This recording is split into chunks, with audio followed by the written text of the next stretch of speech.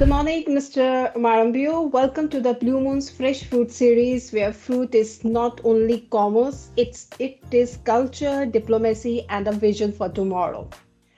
Today, we are honored to host Mr. Ivan Marambio, the president of Frutas de Chile, a leader whose vision has positioned Chile as a global ambassador of cherries, apples, kiwis, and beyond.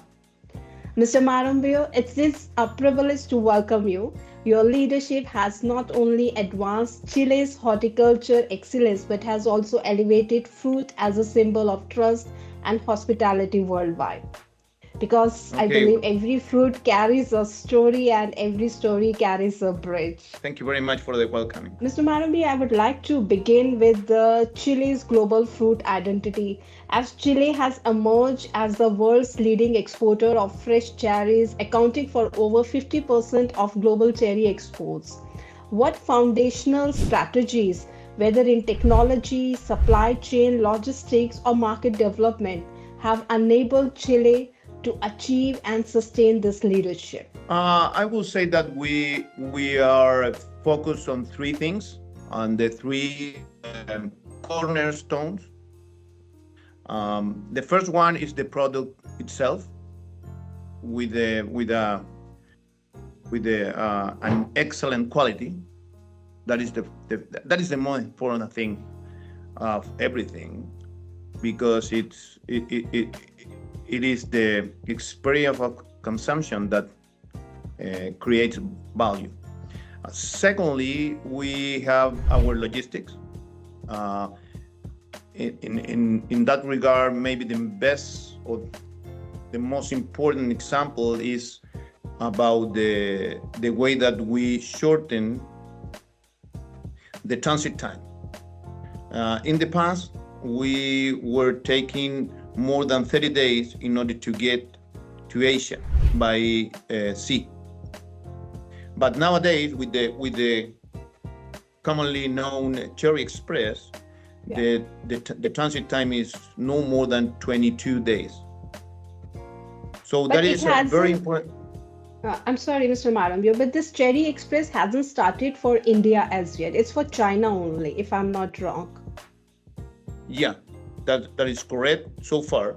But in the last two seasons, we we had we have had two or three vessels for season that Mm-hmm. are Cherry Express going to China, with one stop in Hong Kong or in mainland China, and after that to India without any other stops. The problem in the past, on the normal way to get to India is going the same road but stopping several times, Mm-hmm. which accounts for more than, I don't know, 20 days over the 21 that you take to get to China. So we are starting to get there in order to use the Cherry Express to get our cherries and to the rest of Asia. That is the second uh, pillar. The third one is the promotion. The cherry business is based on promotion, in a very well financed promotion. If I have to take worldwide examples of successful promotions, you have in first place the New Zealand kiwis. Maybe in Yeah. second place the avocados from Mexico, and the third place is the cherries from Chile, which accounts for, I don't know, maybe the biggest promotion in the southern hemisphere after New Zealand. Those are my biggest points. The product itself with its excellent quality, the logistics with the transit time shortened, with a short transit time, and the third one, the promotion. It's quite clarity you have given, Mr. Marview. In this, I would like to add the second part. How does the cherry sector exemplify the broader strength of Chilean horticulture? I will say that we are in the case of Chile, our fruit industry is very mature, and the entrepreneurs that are doing the business today, they have been doing the same thing for generations. So the link between the current owners with the land is very deep. That is the thing, the first thing, that we have a real connection with the land, and that is different from another audience. For example, in the case of Peru, which Mm-hmm. is our biggest competitor nowadays, Mm-hmm. they are another kind of entrepreneurs. They are in the mining or in the fishery, and they started very a few years ago with the fruit industry, a very successful way. But they have not the same link. That in that case, we believe that that is a that is a very good thing in order to provide the best fruit in the world. That is one thing. The other thing is that we are industry that are all the time inventing, innovating things. If you think in the past, in the beginning of our fruit industry, our main products were apples, pears, and grapes. Yeah. In the 80s, we started with kiwifruit.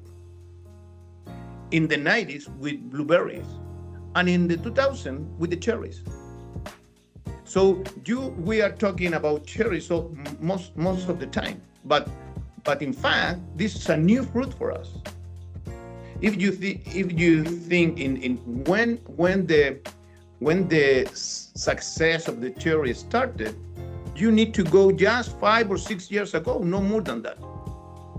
So I would like to say that here that leadership in cherries has set the stage because people know the Chile because of Industry. cherry first. So, but India is becoming equally important in Chile's global journey, whether it's apple, kiwi, and other healthy fruits as well. It's a quite Exactly. remarkable clarity you have given. Thank you for highlighting that how Chile blends innovation with tradition. So, Mr. Marmio, I would like to come on now the India-Chile trade quantum. Chile's fruit export to India have shown a significant expansion with products like walnuts, kiwi fruit, and cherries gaining traction. Beyond this growth, what is the current strategic importance of the Indian market to Chile's overall export portfolio? And the second, I would like to add here, could you share your perspective on the way drivers behind its expansion and the concrete shared vision for deepening this partnership over the coming decade? Yeah, I would say our main goal is to have India as our third axis. Uh, our two axes today are the U.S. and China, our biggest market, and we need to have India as one of them in the same level, and we are very far away because we are exporting more or less to China or to India 700,000 tons per season, and in the case of India, we are just in 50,000 tons. So we need to we need to we need to grow more than tenfold in order to be at the same level of the US and China, and have India as our third axis. That Mr. is one Mar, thing. yeah, sure, carry on. I'll ask later. Okay, in order to do that, we need to get better logistics, especially in two things. One is the transit time. Nowadays, we are in between 40 and 50 days. We need to shorten that to 30 and 40 days. So we need to lesser 10 days. So that is one thing. And the other thing is the cold chain. We need to work together with the Indian partners in order to have because our fruit if you think in cherry, in kiwi fruit, on apples, which are the biggest fruit exported to India nowadays, uh, they are not so. They are not a weak fruit. They can handle the warmer temperature. But the problem with blueberries and cherries, especially, we need a very good cold chain. So we need to work on that point. Also, we need to focus on promotion. We are doing promotions in India regarding kiwi fruit and cherries, but in a very small way. So we need to scale up those promotions, and in order to focus on the demand, on the consumer. We need to get to a point that the consumer is getting the best consumption experience. Mr. Marambio, as you just mentioned in this answer, that your first two priorities are Chinese and China market and US market. Here I have two things, if you could clarify. Recently, US has made South America 0% duty. They have just announced on the tariffs that whatever they import from South America, they are going to impose 0% duty. So, are you considering that? And where does the European market stands in your fresh food industry? In the case of Chile, because we are not producing tropical fruit, we are in the 10% tariff level, not zero, With the US. with the US. Okay.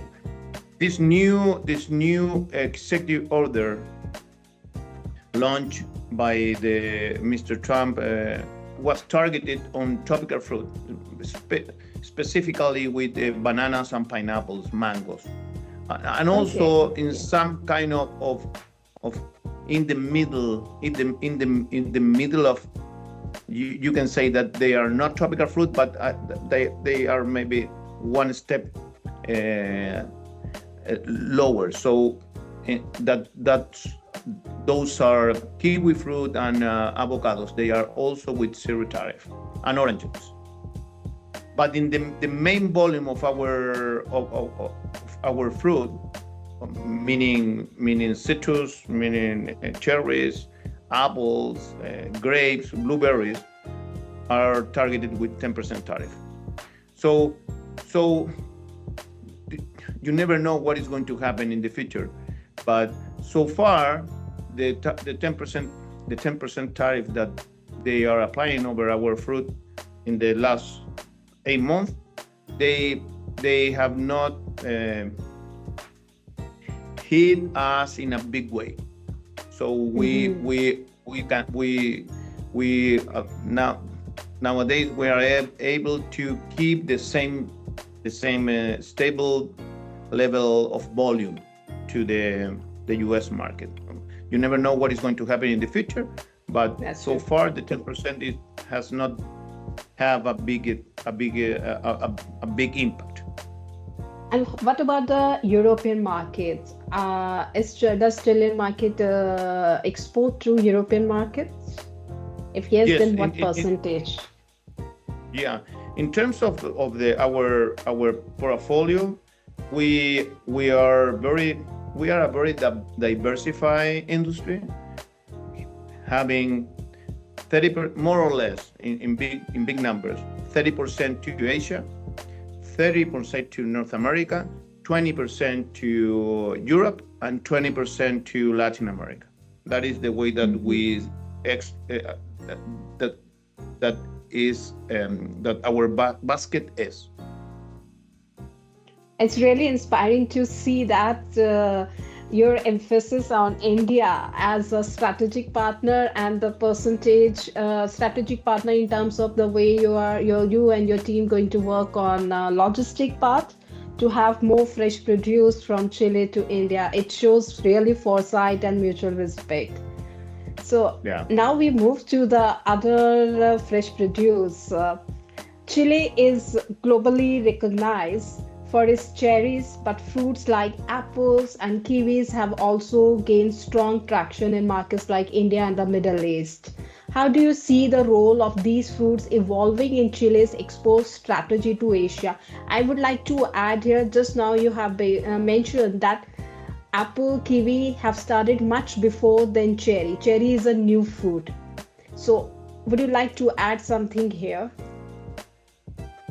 Yeah, if you think in globally, our main markets are the second and the third biggest population in the world, the China and the US.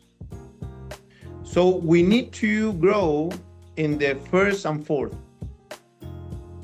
The first biggest market is India, and the fourth is Indonesia. So that is a goal for us. It doesn't have any sense to have our biggest markets in the third and the second and the third biggest population countries, populated countries, and not having the same success in the first and the fourth. So our main focus is to grow, especially in India. And the second thing is Asia is. I want to talk beside the obvious thing, which is to grow in cherries. But in the case of Asia, Asia is very prone to apples, and we are having a new genetic in apples, and we expect to grow with apples in Asia, especially in India and the rest of Southeast Asia.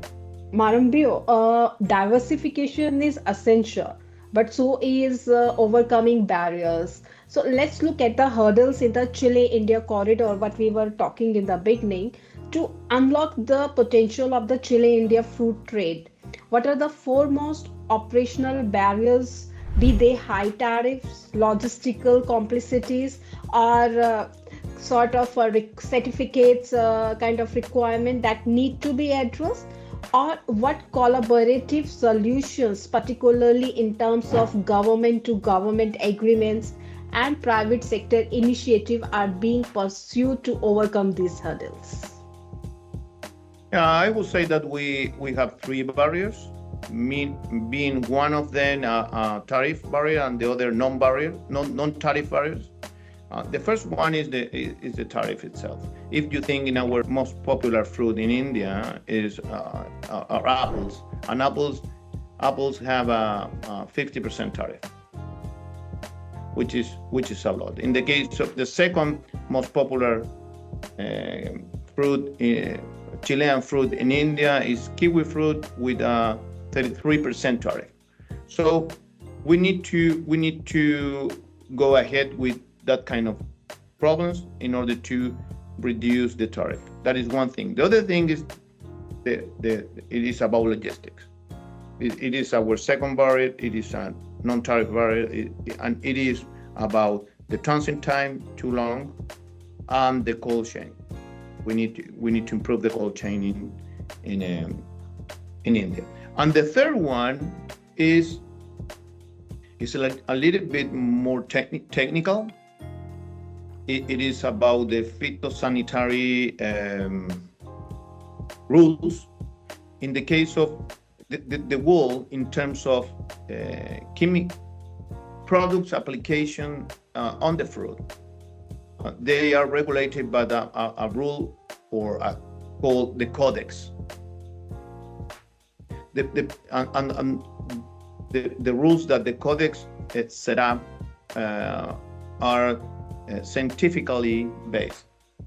The problem is that India doesn't apply the codex, so they put a minimum residue higher than the codex. Lower than the codex. So it is very difficult to comply with it, and we need to go ahead also in that regard in order to have India applying the codex, because it is very difficult to do the farming in a normal way with that kind of rules. So I will say that those are our biggest concern. The way to The way to work them is in the exact way that our public and private sector are working, and this is with the new CIPA, Yeah. which is being negotiating between the two governments. Uh, this is very important because in regarding, for example, the tariffs, that is something that is going to be handled in the new CIPA. And the other two are a consequence of the first one. If we have less tariffs, we are going to increase our trade with India. If we have a bigger trade, we are going to have Indian entrepreneurs investing in improve the cold chain and the shipping lines, improving the service, the transit time. So we believe that the negotiations on the CIPA is going to be the key to open a new era for the trade between India and Chile to India. I would say Let's thank go. you. That's a really candid. Would you like to add something in that, the solutions on the hurdles? No, I think that this is a two-side thing. You never know. You need to have volume in order to make the different stakeholders to really engage with the business that we are doing. If we don't have the volume, we are not going to have the things that we need to scale up our business. That is one thing. But what is one part? But in the other part, you have the promotions. So we need to start. We need to the promotions in our side. The improvements needed to improve the cold chain or the improve the transit time is something that the other stakeholders need to do. But the promotion, we can do the promotion, and we need to do it in a biggest way in order to seduce the Indian consumer to scale up the consumption, in that case to scale up the volume and the size of the market. And in that regard, that is another way to seduce the stakeholders to invest on improving the logistics. That's really a candid and practical perspective, and it's invaluable for our audience to hear both challenges and solutions. So, Mr. Marambio, barriers remind us of the importance of trust. And trust today is built not only on taste but on transparency. So, here we are going to talk on sustainability, ethical trade, and traceability are increasingly central to global agri-food systems. How is Fruta de Chile advancing these priorities as core strategic pillars across the value chain, and what specific measurable benchmarks or technological innovations are being implemented to ensure Chilean fruit meets the highest standards of environmental and social responsibility and can verify this to consumers? Yeah, as you say, the sustainability is a new factor, and in that regard, we back in 2020, our trade association decided to put sustainability as a goal to 2030, with certain elements of sustainability, being water, being soil, being energy, as the most important factors. In that regard, under my presidency, we started the reporting these factors, this element in the first industry report of the fruit industry, and we launched that report back in 2024, at the end of 2024. And with a simple way to measure where we were. All right. So next step is to have the second report next year, and we are already working on the data in order to see, in comparison with the first report, where we are today regarding the same things, mostly the way that we use the water, the way that we treat the soil, and especially the way what kind of energy we use. In the case of Chile, our industry, the most important, or maybe the biggest polluter, is the energy. And Chile is a champion in the way that we produce energy, because our non-conventional energies are the trend here. Mostly solar and wind. So we are working to show to the world that kind of new energies. That is one thing. And also the second is the way that we use water, and the use of water, mainly irrigation water. It is a very technical way to do it. And we use a lot of technical things in order to be very efficient with the water. But also, we are a champion in the world about desalination, the use of water coming from the sea. So we are trying to show to the world the things that we are doing, and the things that we do completely different with our main competitors. Totally different with Peru, totally different with Argentina, totally different with South Africa. In the case of Australia and New Zealand, they are in another level. They are competing with us in sustainability, but the other competitors, they are not. Something to have in mind is that the Chile brand it is based on one concept: sustainability. We are selling to the world that Chile is a sustainable country.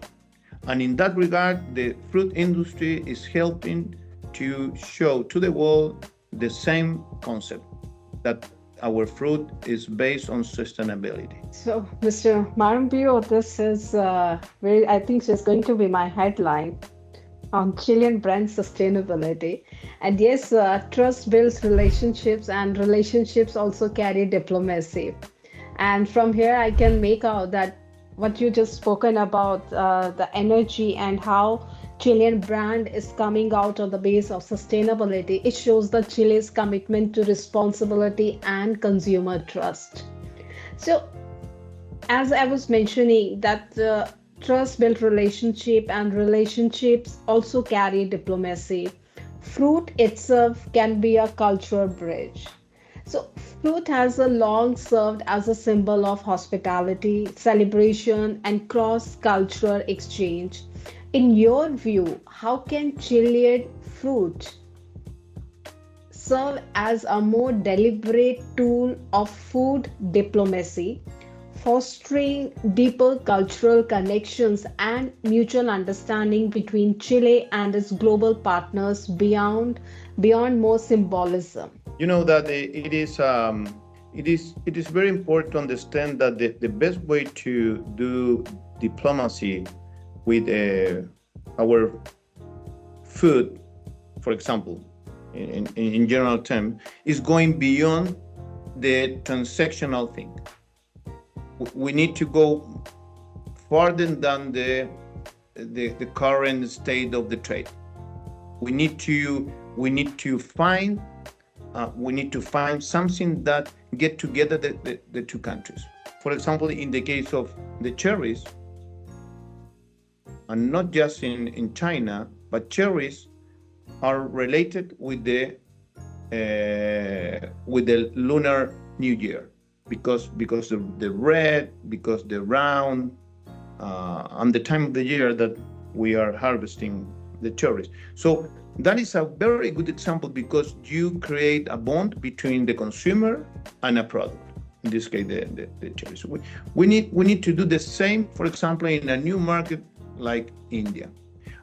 What are we? What we see? We see, for example, a strong connection between Chile and India with the mountains. You have all the north part of India with the biggest mountain in the world, and you have, in the case of Chile, the same thing. The same thing. Yeah. The mountain range, the Andes, which are the biggest mountains in America. So that is one thing. And what is the concept? In order to go beyond the transaction, it is to have something that related the two countries. We are, in that regard, we are saying that we produce in the landscape. We are doing all in the landscape, in the beautiful landscape that Chile has. And for example, if you are thinking of mining, if you are thinking in farming, if you are thinking in wood, if you are thinking in fishery, in salmon, we are producing those products in the middle of the landscape, of the beautiful landscape that Chile has. And that is a very different than what is happening in other countries. If you think in other countries like Peru, again, they don't produce in the landscape. They produce in the desert. They don't have the ocean by the side. They don't have the mountain range in the other side. They don't have lakes. They don't have anything that is related with the landscape. For example, and I like to say this. It is a little bit silly, but it is the truth. If you think in our chickens, for example, if you think in one product that we sell to the world, we export chickens. If you think in chickens, our chickens have the most beautiful sight or view in the world. If they look to the right, they see the ocean. If they look to the left, they see the mountain range with the snow-capped mountains. We produce in the landscape. That is the difference between Chile and our competitors. And what is the outcome to produce in the landscape? Because we care in the landscape. We are producing a product, taking care of the landscape, trying to and being very successful into keep those resources to the next generations. That's true. That is the difference between Chile and the rest of, I would say, and the rest of the countries in the southern hemisphere, except Australia and New Zealand, which are in another, as I said, in another level. But in the case of South America, we are another thing. We are in another level in comparison with the other competitors. So, Mr. Marambio, is a wonderful. Your words remind us that fruit can carry diplomacy beyond commerce into culture and connection. As we are talking about diplomacy, which is also practiced through platforms, one of the most important in fruit industry is Fruit Attraction Madrid, where from USA, from South America, Europe, from Asia, and there are such other exhibitions also around the world. So one of this exhibition, I'm talking about Fruit Attraction Madrid, has become a pivotal platform for the global fruit industry. How does Chile's participation in this event advance the country's strategic objectives in Europe and beyond? What outcomes or partnership have emerged from recent edition? Because here I would like to add one more thing, Mr. Marambio. As you just mentioned that your priorities are China, US, then India, Indonesia. And when you are coming to fruit attraction, such kind of platform where mainly European partners are there. So where your 20% of fresh produce is going. So what is, can you shed some light on this question, please? Yeah, you know that the Fruit Attraction Madrid is one example of the way that our industry, the fruit industry in the world, evolves, because this is a new thing. And in fact, let me tell you this. In fact, in the last show, back in the beginning of October, our booth, in our booth, we had our record of attendees. All we are doing all over the world, different shows. And this one for the last 20 years. And this particular year, back in the beginning of October and the end of September, we had our records of attendees in our booth, all record ever. So it is the way that Madrid is taking part of in our industry. It is our, I will say that it is our control tower, where we are seeing all the Europe market, but at the same time, all the world, because all the players are coming to Madrid, not just Europe guys, North America, Latin American, Asians, etc. So that is one thing. All of them are coming, so it is our control tower. But this control tower is, the timing is perfect, because it is at the start of our season. So we can project, we can program, we can plan, we can get together, etc. Third, we are taking advantage of Madrid in order to yearly an event with all our stakeholders. First year, 2024, we launch our new brand, Frutas de Chile. This year, we do this event in the Santiago Bernabeu Stadium called Get Together, with all of our stakeholders, as I said. So for us, Madrid is becoming the most important show during the year, in simple terms. Excellent. Thank you for sharing these stories, and it shows how Chile leverages global stages with precision and launching your brand. With China accounting for the vast majority of Chilean cherry exports and other fruits, market diversification has become a strategic imperative. What deliberate steps and resource allocation is Fruta de Chile taking to systematically cultivate demand in new markets such as India, Southeast Asia, or I would rather say Indonesia now, and the mid. So you are not going for Middle East at all, Mr. Marambio. And how do you strategically balance the need for diversification with the immense opportunity that the Chinese market still represent? Because in your talk, you didn't mention about the Middle East market. You categorize China, US, India, and Indonesia. Yeah, we have a small portion of our fruit going to Middle East. You know that it is interesting what is going on with Middle East, because we are exporting a small portion there, but they are coming to Chile buying big companies, the Middle Eastern. So we have another kind of trade with them. But beside that, I would like to say that the thing about diversification is a little bit tainted by the thing that is happening with the cherries, because you are all the people are saying, hey, you have 90% of the cherry export going to China, but that is one particular fruit. As I said at the beginning, our portfolio is 30% to Asia, 30% to North America, 20 and 20 to Europe and to Latin America. So we are very diversified. That is one thing. And what about the rest?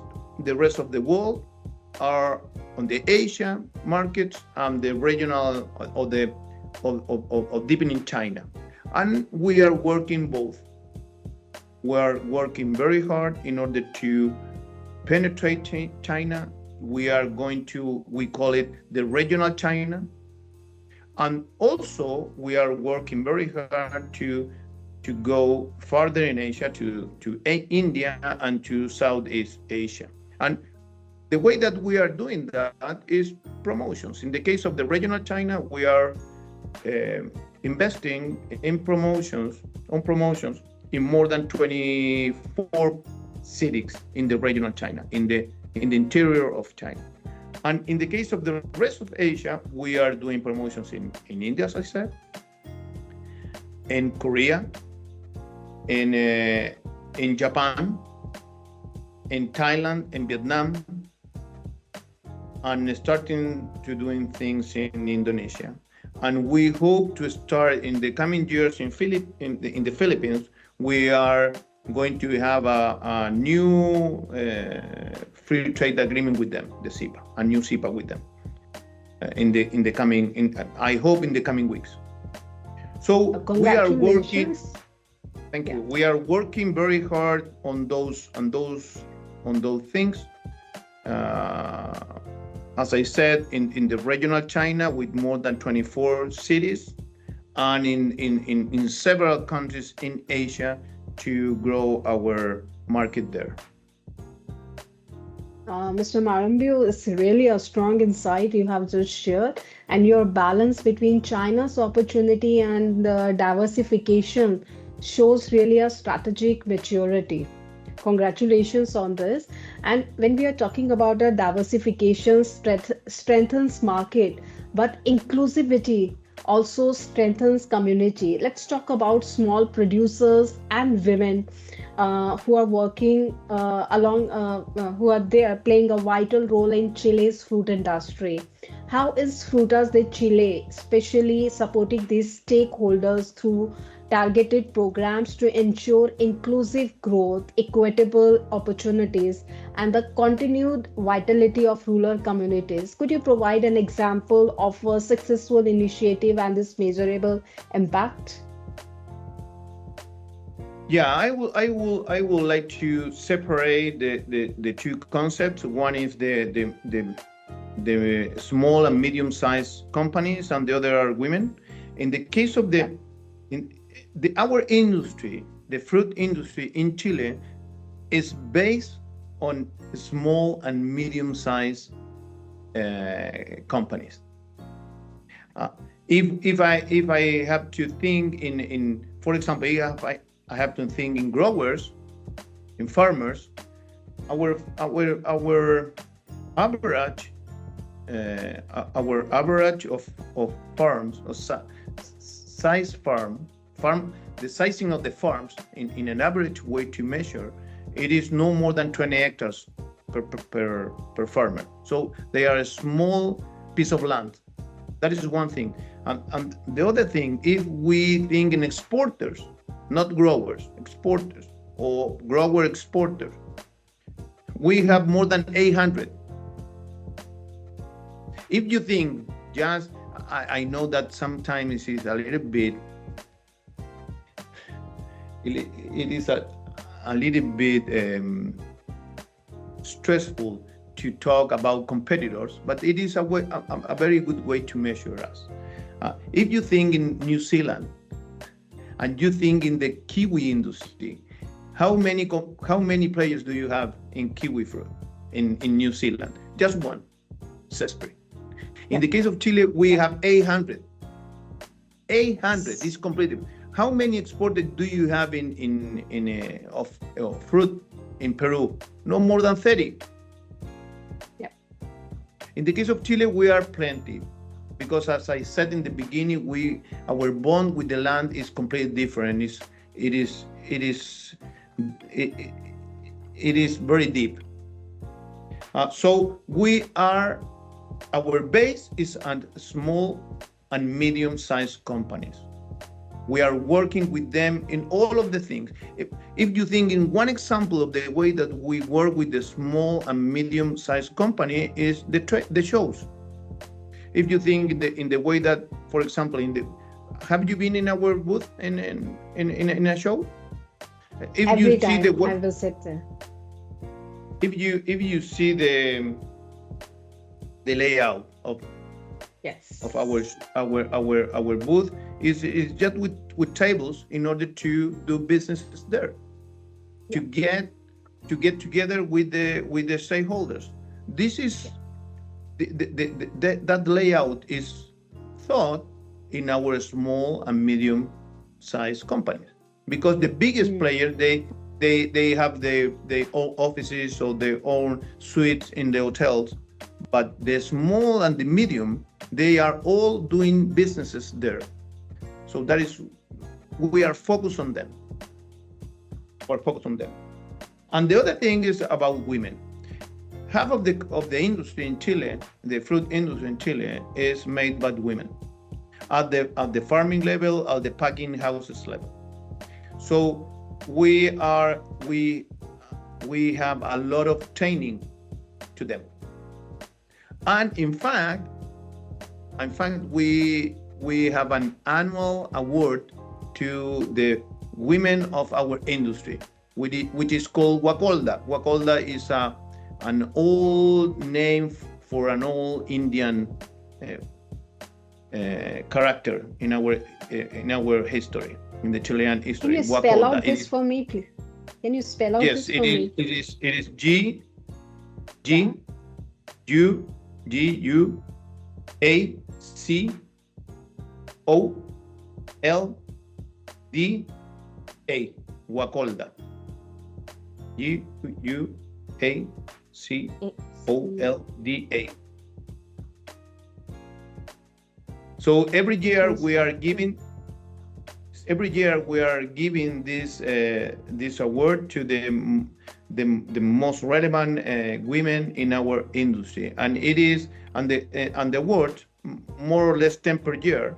We are choosing 10. Okay, our stakeholders are naming several women in order to get the award, and Mm. a jury select 10.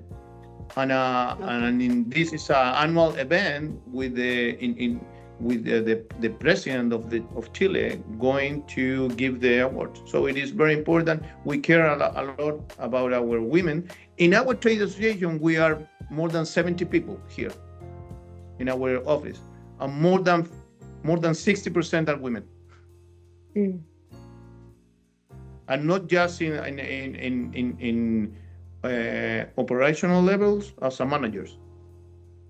So we care about women. Women are a big part of our industry in all the levels, from the farming to the leadership of the companies.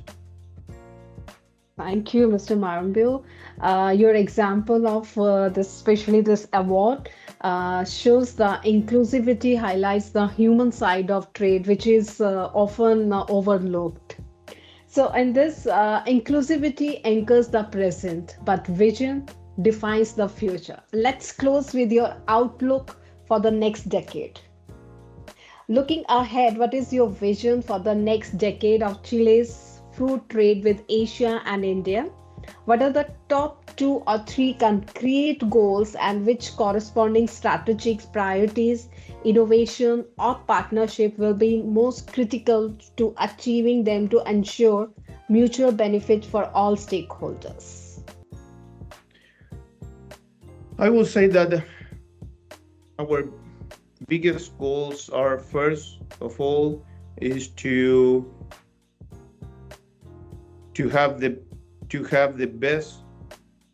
best quality fruit in the world. We need to do that for all of the species, for all the varieties, for all the markets.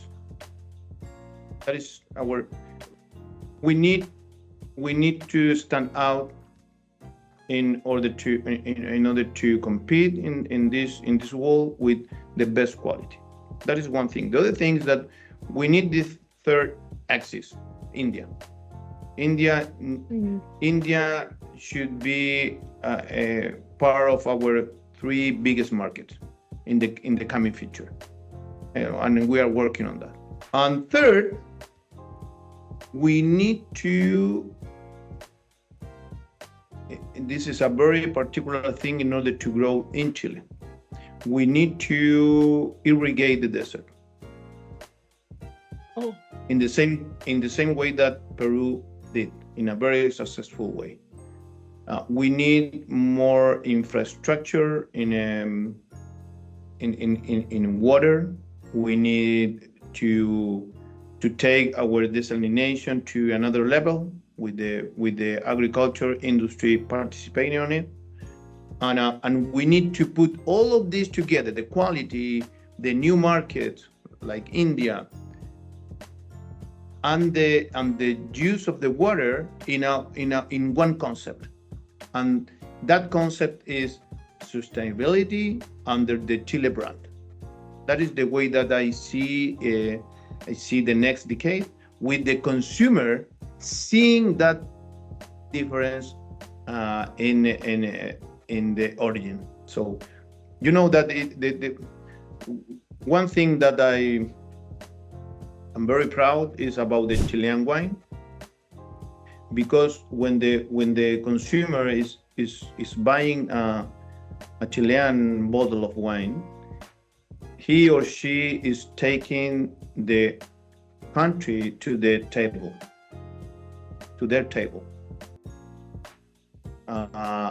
We don't have yet that awareness in the fruit industry.